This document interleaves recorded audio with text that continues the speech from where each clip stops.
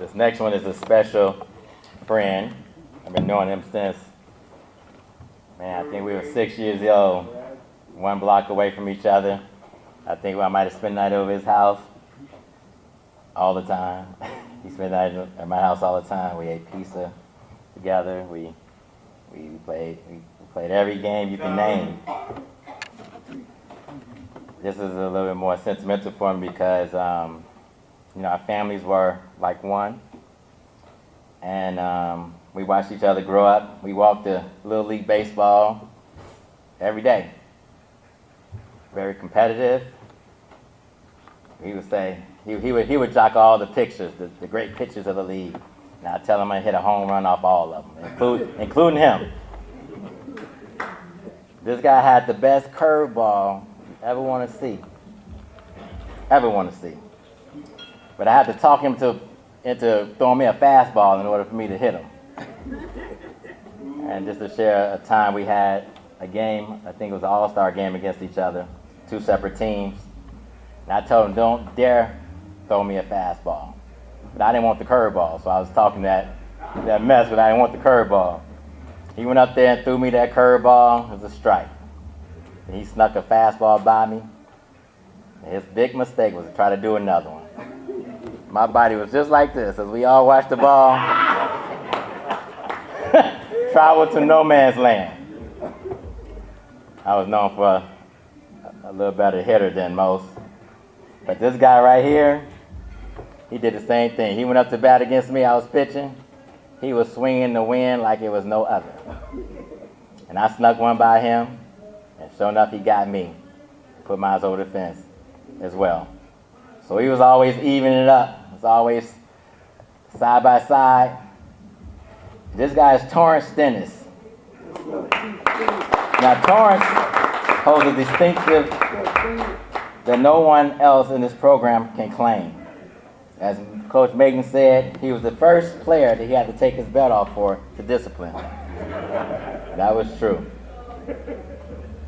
And yes, before anybody asks, it's in the books. It's in his book. Now that the book didn't mention any names, it simply tells the stories that share some of the most memorable events that occurred throughout the years with Coach Mayden.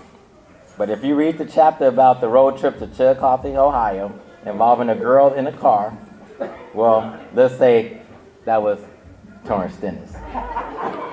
He was a stud. Despite the youthful adventure, Torrance grew up into the program's most respected players and a longtime member of Coach Mayden's baseball family. A few years ago, Torrance called Coach Mayden with exciting news. He was getting married in Cancun, Mexico, and wanted Coach to attend the wedding.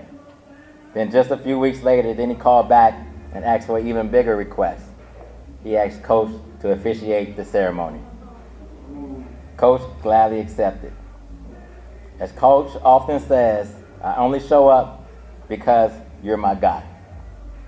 And by the way, Coach would like everyone to know that he had a wonderful time in Cancun, and he brought his sister with him as well. Thank you for the invitation and for allowing me to be a part of your special occasion. Much love for Michael Mayden. Ladies and gentlemen, please join me in welcoming a longtime player, my best friend, Torrance Stennis.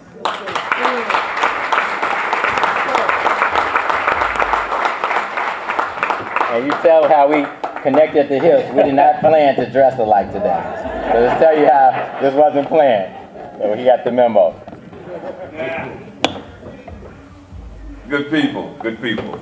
I am Torrance Stennis. Coach Mayden and I met. Actually, Coach actually stole 3 players from another league, and I'm glad that you did. I'm glad you did. Chillicothe, Ohio. Wasn't much to do back then. Play baseball and watch the pretty girls. I came across a pretty girl. Her name was, or is, Kirby Elizabeth James. Oh my God, this girl was gorgeous. Had you been there, you understood what I'm talking about. So that's okay. That's all right. I stole away. Kirby stole me away for about 2 hours, and they couldn't find me. They was looking for me, they couldn't find me. It didn't dawn on me that I had been gone that long. But then the sun had started going down. And I said, hey, I got to get back. I met her parents. It was wonderful. Yeah, it was wonderful. She showed me, just, it wasn't much to do in Chillicothe. So when I got back, everybody was in the parking lot looking for me.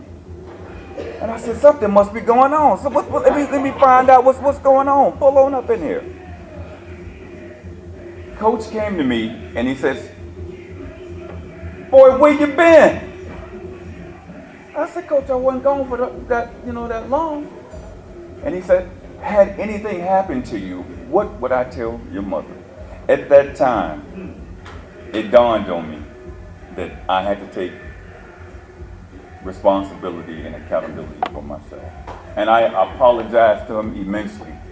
But the guys that I played ball with, they saw how embarrassed I was. And they talked with me, and we went on about our day. But Coach, I just want to say thank you. Thank you for being such a mentor to me and the rest of the guys. We've come a long way. The program has come a long way. And without you, it wouldn't have happened. I thank you for being a father figure to me. My mother, she talked about you all the time, bless her rest of her soul. And we love you. We do, and I thank you. I thank you for taking the time out to come and officiate with me and my queen. I thank you, and I love you. God bless you.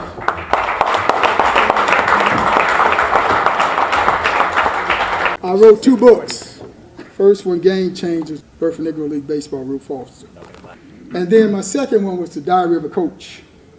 40 years, I just can't tell it all. Now that's my 40 years of coaching. Now don't y'all worry sitting here because it didn't say no names. It just gave a count of events that happened over my 40 years. So I ain't giving no names, but you know when you read it if it's you or not. And if you don't, when you get to that chapter about Chillicothe, Ohio, that was Torrance Stennis. That was Torrance. He the only player that I took my belt off to in this program. Matter of fact, I had to become the co-po on him. I came 5-0. I had to pull out my billy club on him down there. Then I ain't gonna I can't tell those stories because I can't take 10 minutes like that. But he begged me not to tell his mama about that trip. And to this day, I haven't told his mama about it. Thank you so much. You just told her. And when you get to Wisconsin and the midnight ride with the imitation of Stevie Wonder, that was him. Singing Ma Cherie in the midnight with dark sunglasses on. That was Eddie Shaw. Read the book. I can't tell it all. I can tell a whole lot of stories. Got to get the book to find out about it. And then this one.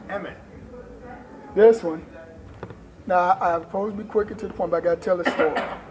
We were on a road trip. I think it was in Kansas City. And they running around the pool playing tag and diving in the pool. He dives in the shallow end instead of the deep end. Put a hole in the bottom of the pool.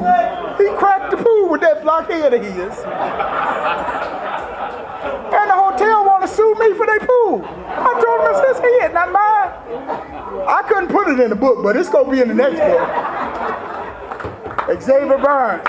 And he was a 13th round draft pick by the Pittsburgh Pirates.